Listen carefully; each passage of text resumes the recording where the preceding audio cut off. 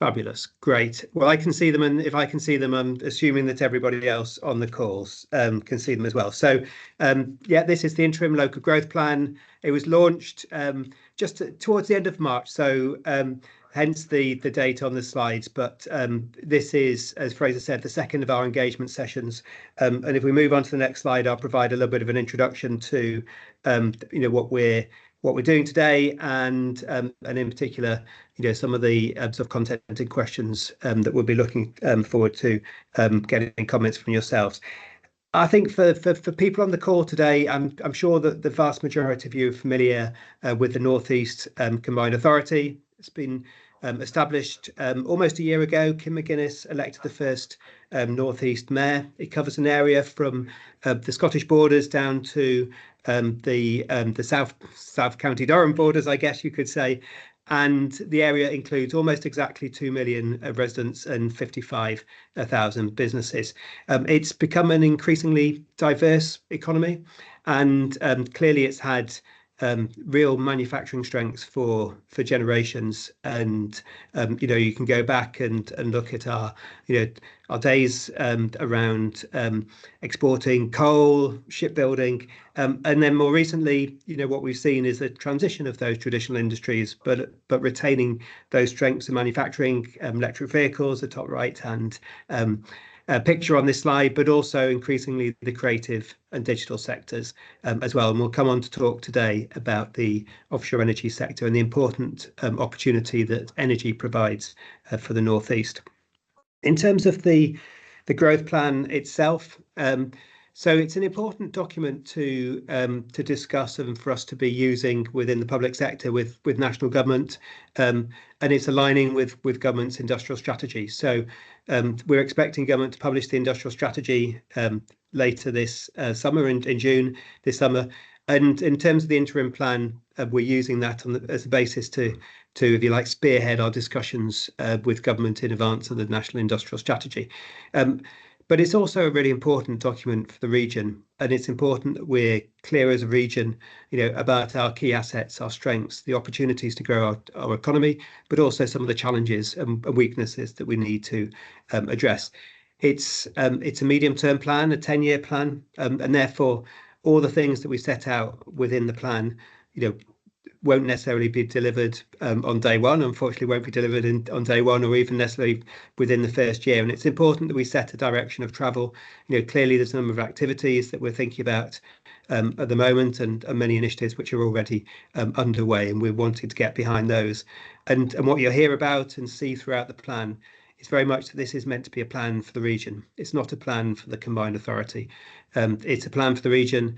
And ultimately, the plan will be successful, the approach will be successful if it's a collaboration with businesses, the education sector, the VCSC sector, and others. And we're conscious that to close our investment gap, we'll need at least £7 million worth of private sector investment for every £1 million of investment from the public sector. So it's important that we work on it in collaboration with colleagues across the region. And that's part of the reason why this is an interim plan.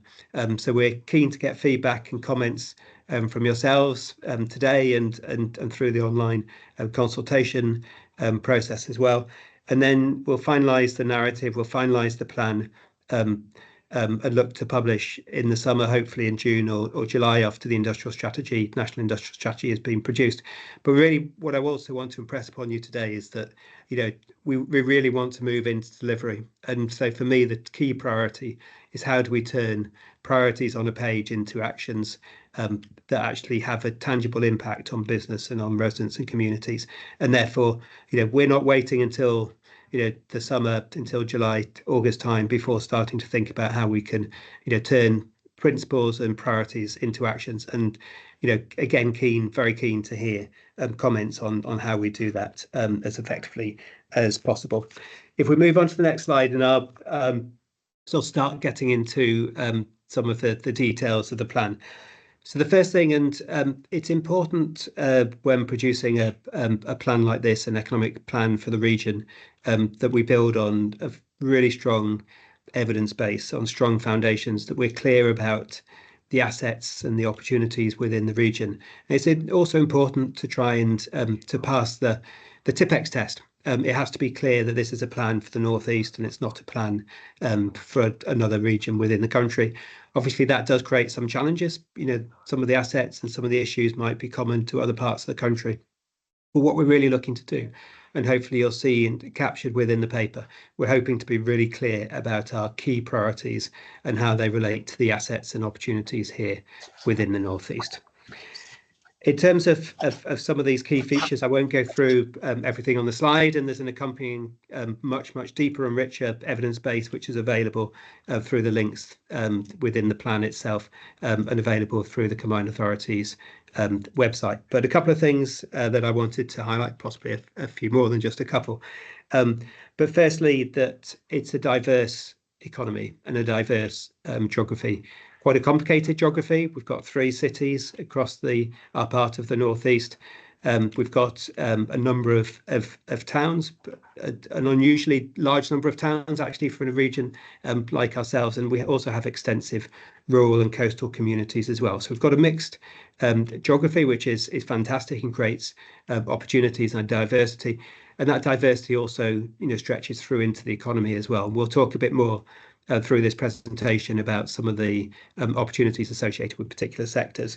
And some of those opportunities are very much based on our assets, our unique assets. And highlighted on the slide are the 3 deep water ports that we have within the region and the opportunities that they provide for an exporting, for an outward-looking region, very much like our own here in the Northeast. And in addition to the ports, having an international airport, excellent connectivity, light rail connectivity into Newcastle, and that's again really key asset.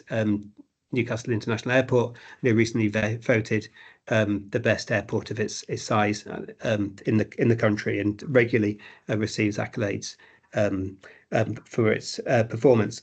And in terms of a couple of other features to highlight on this slide as well. The strong skills sector for universities, a very strong network of FE colleges.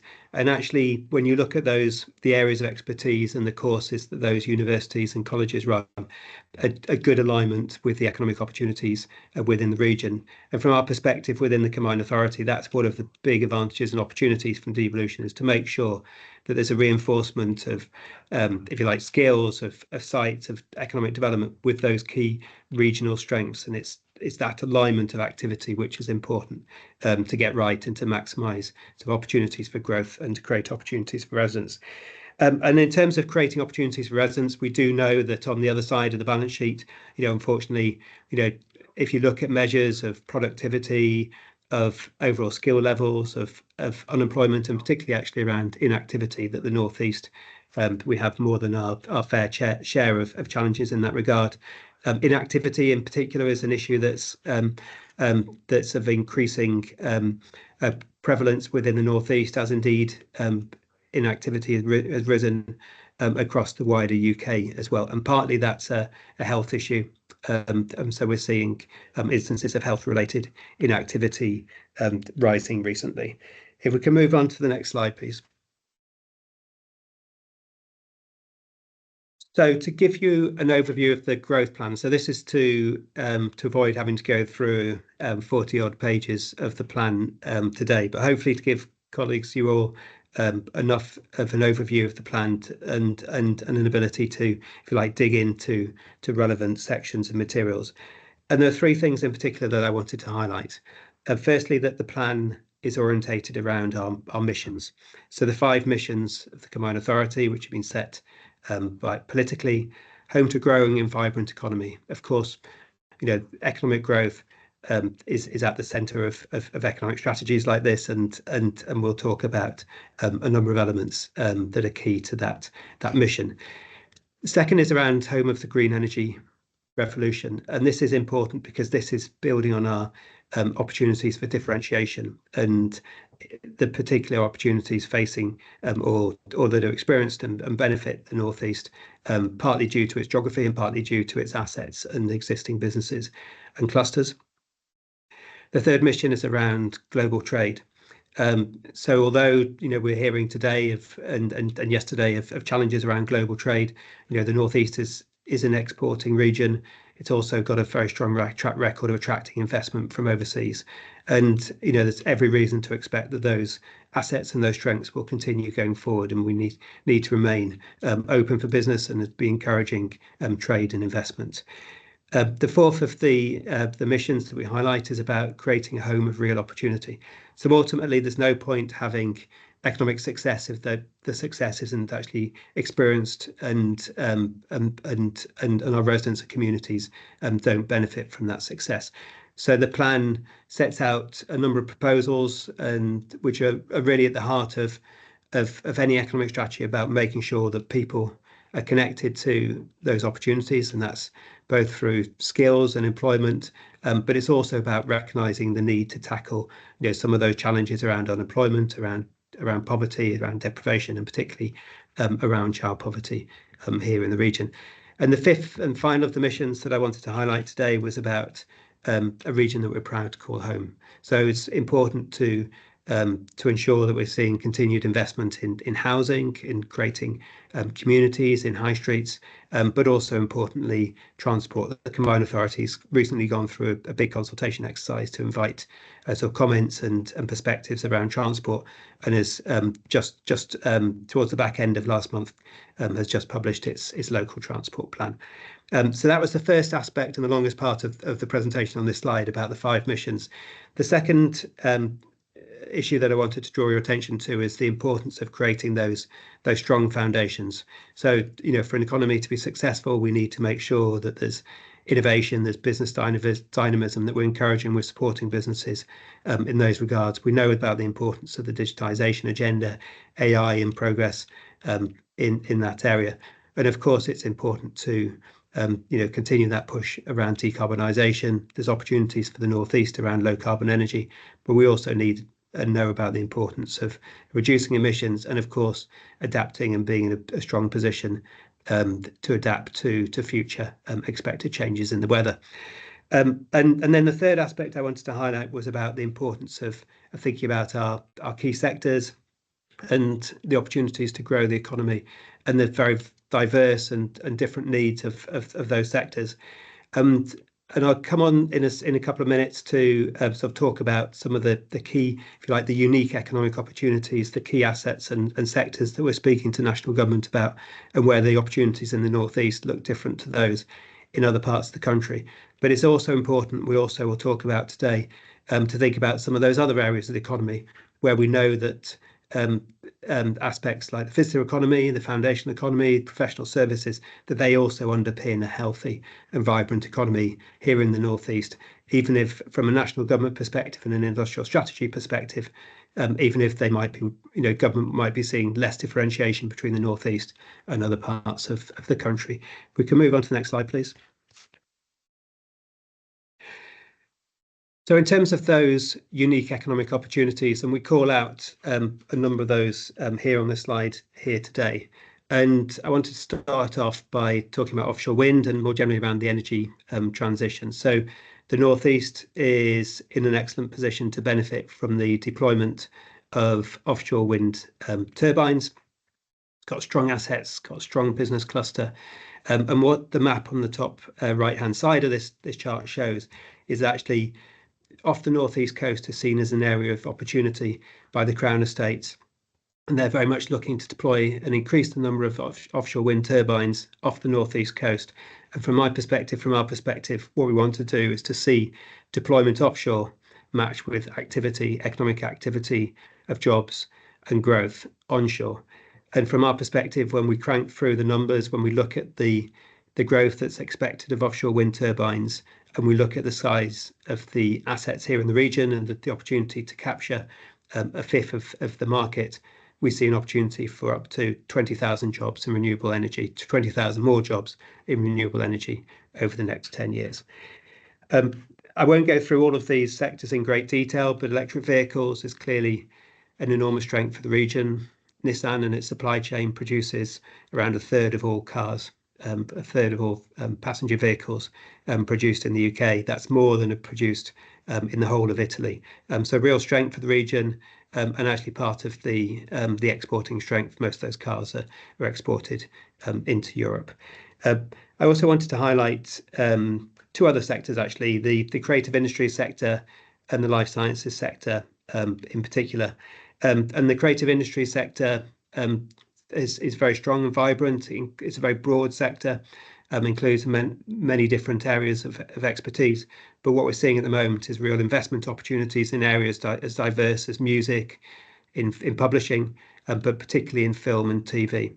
And in particular, there's an opportunity on the banks of the Wear for investment in a major film studio, which was set to be one of the largest in Europe. And Crownwork Studios will create not just thousands of jobs, but really put the region very much on the map as being a hub, as being a centre for the creative industries. And I also wanted to highlight the importance of life sciences, of pharmaceuticals, and again, another of our manufacturing areas of expertise. The Northeast produces a high proportion of the UK's overall pharmaceuticals activity, but this is also an area of rapid growth, particularly amongst small businesses, amongst businesses that perhaps have spun out from the universities, or businesses that are seeing opportunities within the healthcare system. So as society ages and as technology and innovation improves, there's real opportunities going forward around life sciences and health. I won't go into detail, but there's also opportunities within the region around tech, around AI, increasingly around defence. We know that governments are increasing the amount of expenditure on defence, and that's an area of growth that we'd expect to see come through, strongly in the next 5 or 10 years. And then finally, around professional services, we know that professional services are important in their own right, but they also act as a foundation to support many of the other sectors within the region. Next slide, please. So in addition to thinking about the unique requirements of sectors, they might be unique because of differentiation in skills requirements, or perhaps it's around the types of businesses they provide, or it might be around the opportunities to support global trade, or indeed inward investment. But we also recognise that it's important not to pigeonhole, excuse me, businesses by sectors, and that sort of sectoral classifications are probably of more interest to people like myself than the business owners who are conscious of the assets and attributes. And actually, from their perspective, it's important to make sure that they have the conditions in place to support them to grow. And from the Combined Authority perspective, we're extremely conscious and aware of that.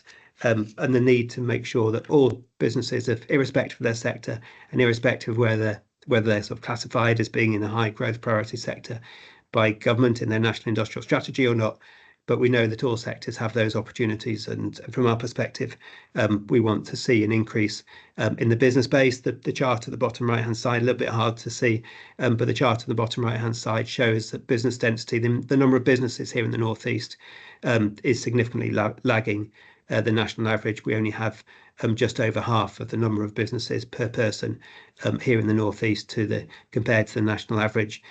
We know that there's some areas of the country, London and parts of the southeast in particular, that are driving a lot of that differentiation. But even if we look at other comparable parts of the country, it might be Manchester or Leeds or the Yorkshire Combined Authority geographies, we also know there's an opportunity and that we can do more to increase the number of businesses, to increase and support entrepreneurship within the region. As you'd expect, looking to bring forward a programme of support that's tailored to those needs and opportunities for businesses. In some of these instances, this also involves collaborating with national government. We want to try and simplify the offer to businesses, make it as easy as possible for businesses to avail of support and to grow, and not to worry about navigating their way through a complex landscape. From the Combined Authority's perspective, we're getting behind another major investment in supporting businesses to grow through providing funding in particular. So we recently have just approved a £70 million investment into finance for businesses. So this is about providing opportunities for, particularly for smaller businesses, for SMEs, to start up, to grow and to increase their capabilities. And for the Combined Authorities, investment to be brought alongside private sector investment. Again, that instance of making sure that we're investing alongside the wider private sector to get maximum return on levels of investment. I've mentioned about investment and particularly around inward investment, and the chart on the right-hand side, which shows levels of inward investment, again, scaled by the size of the economy, by size of the region. What I wanted to highlight was the red bars, which are the northeast, and then the blue bars, which are England, excluding London, and to show this is an area where the northeast punches well above its weight. So we have a very strong track record of attracting overseas investment, and that's investment which will create jobs and growth here within the region. Next slide, please. And part of the reason for success in terms of investment reflects the sectors and the opportunities that we have here in the northeast. And a major part of our plan going forward is to continue to see success of our investment zone. So the Northeast Investment Zone, it's already the most successful investment zone in the country. And from our perspective, we're wanting to build on that strong start. The investment zone has been in operation for, again, a little bit under a year. And it's already been attracting investment. And the investment zone itself is based on 4 key sites across the region. In Blythe, where I was earlier today, enjoying the view out over the sea on a beautiful sunny day, and within Blythe there's opportunities, particularly associated with offshore wind, and we know the major investment in data centres, in AI, that's headed to Blythe as well. So big investment happening in Blythe. On the Tyne, we're also seeing success and a number of very big investment opportunities, live inward investment opportunities, which are currently at an advanced stage of negotiation on the River Tyne. And the River Tyne that we've earmarked, particularly again for offshore energy, and again, innovation. We know that some of our strongest businesses, our strongest innovators and research intensive businesses are located along the River Tyne. Continuing to move south through the region, Advanced Manufacturing Park.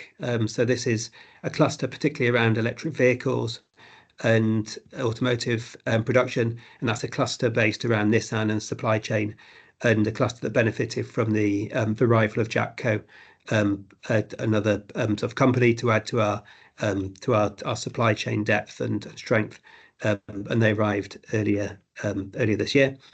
And then the final site, last but not least, is Net Park. So Net Park in County Durham provides an opportunity for perhaps smaller businesses, a lot of smaller businesses that are innovating, looking at low carbon technologies, new materials, also very strong around the space cluster in Net Park. And again, we're seeing very strong inward investment opportunities in Durham in Net Park as well. On the left-hand side of this slide, it talks a bit more about some of those investment opportunities. When we've done the maths, we see a pipeline of at least £14 billion worth of investment opportunities over the next 10 years. So significant opportunities for investment and growth from the private sector, but also a big reason for national government to work with us here in the Northeast, and with Northeast growth contributing and set to play a major role in supporting UK growth. We've got lots of development sites across the region. I also wanted to highlight the importance of investment in housing. We're not going to talk very much today about housing in this call, but one of the key priorities going forward is to unlock greater levels of affordable and indeed social housing going forward. And from the Combined Authorities perspective, and as highlighted in the plan, we're looking to create a big at scale investment fund, drawing on investment from national government, investment that we unlock within the region, and then investment from the private sector as well, and with an ambition to set incredibly ambitious targets around social housing and affordable housing provision. And that would go alongside wider growth ambitions in terms of housing growth, that with targets recently set by national government. I've already talked about the investment into an access to finance fund, and therefore let's move on to the next slide, please, President.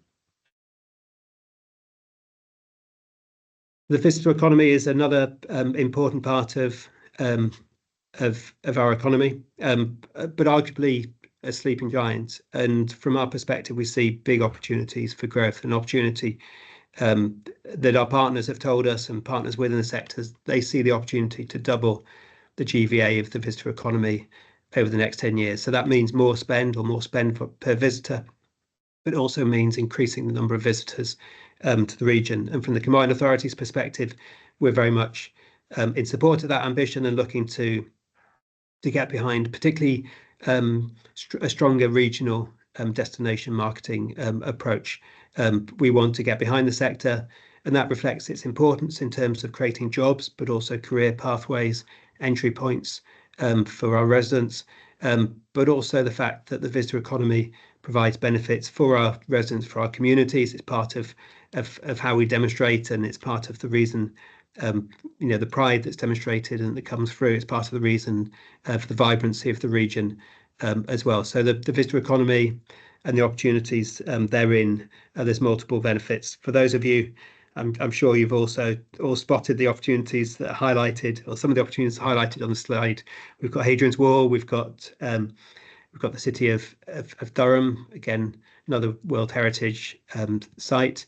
We've got the urban assets, Newcastle Gateshead in this instance, but the offer there in terms of a number of our destinations, strong retail, leisure sector, and accounting for a large proportion of our overnight trips.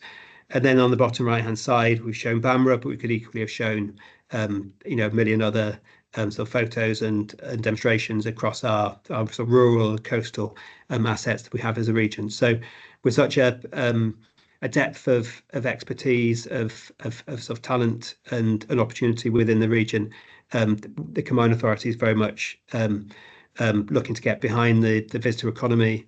And part of that's about developing those assets, those opportunities, and those flagship attractions. But it's also about making sure we're in a strong position to bring forward world-class events, and to make sure that we're providing a good career structure and opportunities for residents into that sector as well. Next slide.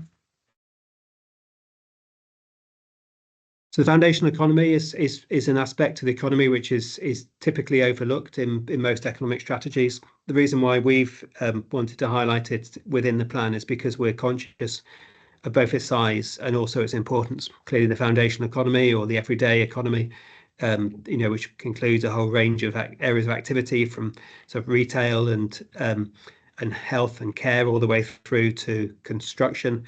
And it provides, if you like, the services and goods which are essential to life. So that was demonstrated, and most profoundly during the pandemic, about the importance of this part of the economy.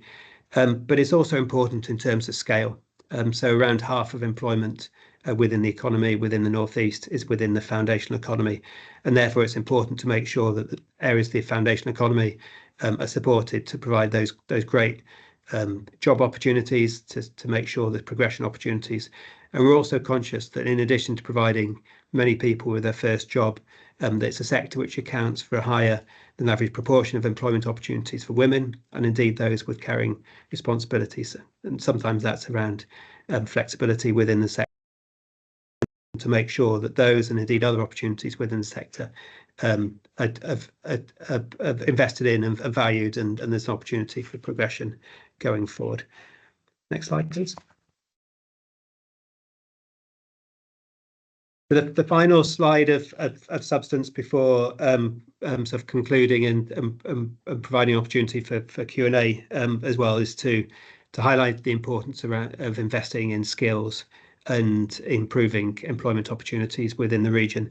Skills and employability at the heart of all economic strategies, and indeed at the heart of the combined authorities mission, and indeed the title of the plan, and creating opportunities. And it's essential that we do make sure that we're connecting up the creation of economic opportunities with making sure that those opportunities turn into tangible jobs, opportunities for residents, and progression opportunities going forward. In terms of the priorities that we highlight, I should expect quite a diverse range of programmes and activities, all the way through from supporting people into their first job, all the way through to making sure that we have the advanced technical skills which are required to support growth of our key industry clusters, and particularly some of those fast moving and very technologically advanced areas of our economy. From the Combined Authorities perspective, we're wanting to support and to recognise good jobs, good employment, and to emphasise the importance of making sure that we're creating a high standard of employment right across the economy. Next slide, please. So finally, what do we want to have achieved over the 10-year lifetime of the plan? Again, this is an area in of itself, actually, we're looking for comments and feedback through the consultation. But against the 5 missions, we've set out an ambitious set of objectives and outcomes that we're looking to secure. And there's more details of this, obviously, within the plan itself. In terms of the growing and vibrant economy, we're talking here about the need and the opportunity to create thousands more good jobs. I've already mentioned about the opportunity for creating 20,000 more jobs within the low carbon economy. I've talked about the importance of being an externally facing region and being a home of global trade, supporting and welcoming inward investment, but also encouraging more of our businesses to export and to export as an opportunity through to growth and strengthen employment. It's important those opportunities are turned into tangible benefits for residents, and that means investment in skills, in health outcomes, tackling the challenges around health-related inactivity, and of course tackling the challenges around child poverty, which we know intergenerational child poverty has been a blight and an issue for many years. And then finally, last but certainly not least, about making sure that the North East genuinely is a place that we're all proud to call home. That means having good housing stock, it means having a good transport system, it means having good quality communities, investing in vibrant high streets and recognising the importance and quality of place. So that's it in terms of content. Just finally, the final slide sets out some of the questions that we are specifically seeking feedback. Obviously, we've got a chance today, and I've seen some questions in the chat. But in terms of the consultation questions, firstly, have we captured the region's unique strengths, the challenges, the assets, and the opportunities? Recognising that I've given you just a taster of the evidence base today, but very happy for people to highlight other attributes that we should be focusing on more strongly within the plan. Secondly, are there any areas of the plan that need to be fine-tuning? We'd welcome comments and suggestions. We want this to be a plan that reflects the collective views and the collective wisdom of the region.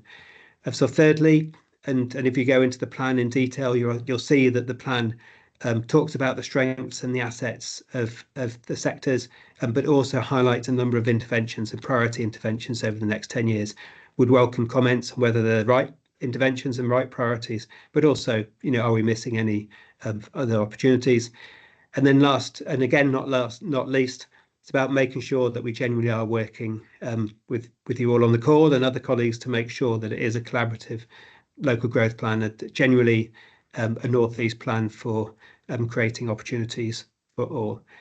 Thank you. That was the presentation. There's a link. There's links on the plan itself. We'll send around or make available a copy of the presentation slides, but also the plan itself. But we've got time today to have a quick Q&A. Thank you.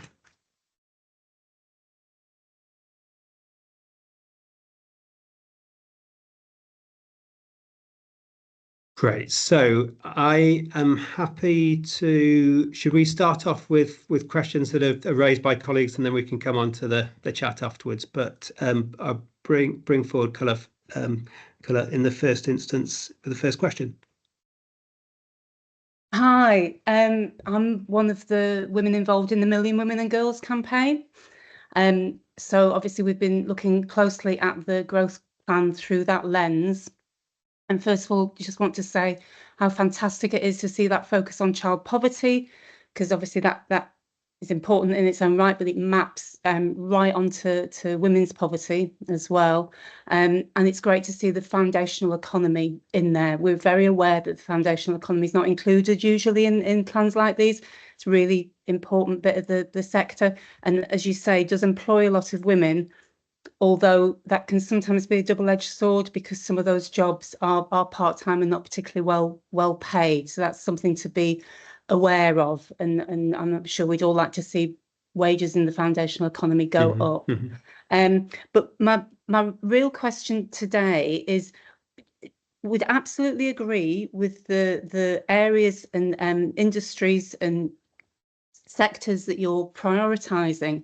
But when we look at women's employment within things like the creative industries, tech and digital, life sciences, offshore wind, it's really low. I mean, in the creative industries, 37% of women are employees. But in all the other sectors pretty much mentioned, with the exception of the foundational economy, women represent around about 25% of the workforce. So if those thousands of good jobs and hundreds of thousands of jobs, which we're all desperate to see, I suppose there's two sides to it. We want women to be able to have those good jobs. And also the workforce is going to benefit from all the talents of the region if women are included in those workforces. So as you rightly say, the Combined Authority can't do this by itself. It has to work with, particularly in this field, with employers and education. But how can you, if they're left to themselves, they haven't really managed to make a shift with that yet. So how can the Combined Authority galvanise, catalyse, take a leadership role and try and bring some real strong, robust pathways for women and girls into these sectors where they traditionally haven't worked? Sorry, that was a very long run up to the question, but that's absolutely fine. Well, it's an incredibly important point as well. So I really thank you for making that point. And I think that this is an area of the plan where we need to strengthen some of our language. So within most of the sectors, we talk about the importance of diversifying the employment base, which is a bit sort of policy wonkish, if the truth be told. And actually by that, we're meaning, both in terms of ethnic diversity, but also to make sure, as you correctly say, that more of those businesses in some of the sectors you've highlighted, are looking to employ, much higher levels of women going forward. So we absolutely agree with you about the importance of that going forward. I think you're right that it's not something that shifted as much as have been hoped. There have been initiatives over time around construction, for example, as an area to try and make sure it's attractive to more sort of girls, young women, and women looking to change career as well. One of the differences that I've spotted recently is that a number of those growth sectors are also conscious, as you've said, actually, that they need the skills, they need the talents, and actually, if they're only sort of tapping into half the available talented workforce, then they're shooting themselves in the foot. So I think many of the opportunities will come from the businesses and from the sectors, and I'm seeing increasing number of businesses within manufacturing, within tech, digital. Some of the tech companies, the statistics are even lower than the ones that you've quoted there, and they're conscious that they need to do more to make themselves attractive to women. In some instances, that might be around thinking about shift patterns. It might be about access to childcare facilities, and also from our perspective, we're conscious that some of this starts at an early stage, and it's important not to stereotype jobs as being suitable for men or for women. So it starts at school, but it's something where there's a joint responsibility we see as a priority in the Combined Authority, and I'm heartened to see a number of employers seeing it as a top priority as well. Thank you. Thank you. Should I turn to the chat as well? So there's a question from Steve around the Northeast Fund. Apologies, Steve, I'm going to mangle your question here somewhat, but you're talking about the Northeast Sustainable Technology Consortium and the importance of sort of showcasing best practice. Now, I am wondering if you're on the call today, if you want to say a few words about the consortium, but from our perspective, we absolutely want to get behind our assets and our strengths, and and that will include, I'm sure, working with yourself. Steve, can I bring you into the discussion? Hi, good afternoon, Rob, and good afternoon to the NECA team. Yeah, absolutely. So we launched the NEST, the North East Sustainable Technology Consortium, last week. That's brought together organisations, local authorities, businesses within the region. NGI, for example, a part of that, all with the common mission statement of promoting the North East as the UK sustainable technology capital. In so much as we've got a fantastic head start with the development of the world's largest offshore wind farm at Dogger Bank, the UK's first electric vehicle gigafactory at Sunderland, and so many other organisations in what I call the sustainable technology supply chain. What we've done is come together to really promote that and drive business growth in the sustainable technology sector, recognising that one of the things that I kind of observed is went down to the CBI conference late last year, and it became clear that businesses now get that sustainability is not just a tick box exercise, it's actually a business and economic development opportunity. And we've got a really great opportunity here in the Northeast to be the leaders in this and to be the first footers in this area in terms of economic growth on the back of this sector. So really well looking at promoting all businesses, both in terms of how they improve their own sustainability credentials, but also how they pivot to the opportunities within the sustainable technology marketplace. So that's where we'd absolutely be very interested in working with NEGA to see how practically we can work together in terms of promoting those mission statements. That's great. Well, thank you very much indeed. And that's actually an area of the plan as well that there's more details on within the document, because I absolutely agree about the importance and the increasing importance that a number of businesses are putting on sustainability. There's also sort of interestingly another organisation with a very similar acronym to yourself, the NESST, which is that's right, the North East Space Skills and Technology Centre. So that which is another fantastic asset within the region. I see colleagues from Northumbria University on the call, which is great to see. So thank you very much indeed for your point there, Steve, as well, and for the offer of the contact as well. Colleagues, it's good to see the comments in the chat. Can I don't want to extend the call longer than it needs to be, but I just welcome any kind of other quick comments or challenges. Do you feel that we've captured the essence of the region and the key sort of attributes and opportunities going forward?